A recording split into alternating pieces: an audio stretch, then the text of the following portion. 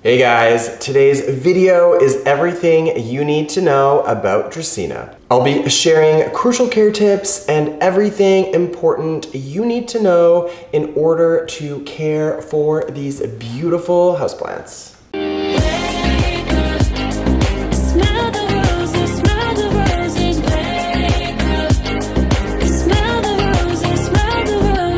Some folks have relegated this plant to the workplace, while others, like me included, enjoy the grass-like foliage and truly embrace the Dracaena wholeheartedly. And there is definitely nothing inferior about what the Dracaena has to offer. If anything, it's their low maintenance, easy care attitude that makes them prolific houseplants. And there's nothing wrong with getting around either. Thanks for checking out this video. I'm Tyler, and if you like what you're seeing or you find this video to be useful, don't forget to give it a thumbs up, or better yet, you can subscribe to my channel. Before getting started and jumping into this video, I just have to say a couple of days ago, we had a huge skylight installed in our main living space, and it has turned out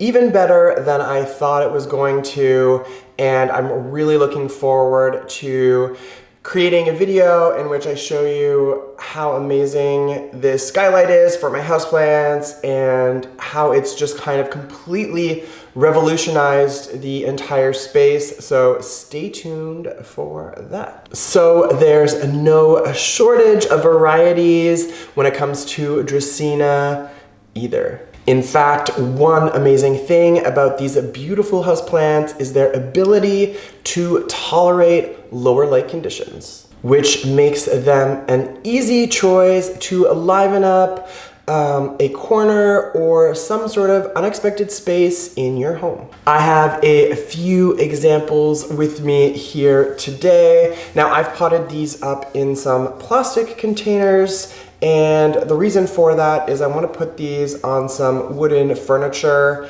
and I don't want to take any chances with any sort of drainage or overflow of water. However, anytime we're potting up any plant or any houseplant in a container with no drainage, it's really important that you take some steps to mitigate that fact. So what I've done and what I always do is include an inch or so of horticultural charcoal, and that really helps absorb any excess water and leaves the root system up and off of any water that does collect at the bottom of the container. But again, it does take a little bit more patience and a little bit more mindfulness when it comes to the amount of water that you're giving your houseplant.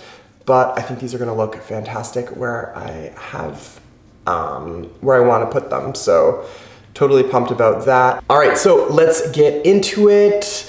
So how do you care for a Dracaena?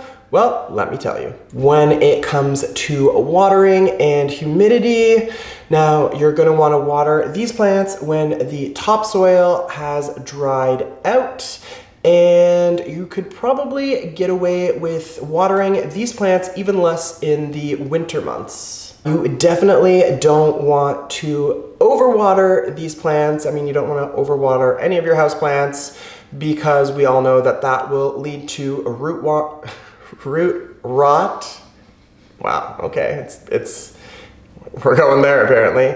And, that will definitely kill your plant. Now, it may come as a bit of a surprise to you, but Dracaena do absorb most of their moisture through their leaves and their foliage, actually. So, therefore, when it comes to humidity, giving these plants some humidity is actually what they want and what they need. And if you live in the Northeast like I do, then during the winter months, humidity is definitely going to be a necessity. Okay, in terms of lighting, these plants, Dracaenas, do best in bright, indirect light. Now, they will tolerate less light. That being said, full sun is not a good idea for your Dracaena. Now, in terms of the soil mix that I've used, I did go ahead and use a perlite and coconut coir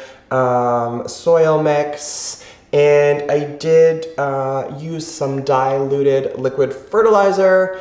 For Dracaenas, when it comes to fertilizer, you know, you're going to want to do that once, maybe twice a year, and I would recommend doing that, you know, in early spring or at the beginning of the growing season. I don't know why I can't pronounce my R's today, but it's just that kind of day. Now, just as an aside, there are many houseplants that are toxic to pets, and there are, you know, many that aren't. My 2 dogs never touch any of my houseplants, with the exception of my vining jasmine, which they both love to nibble on, which drives me absolutely crazy.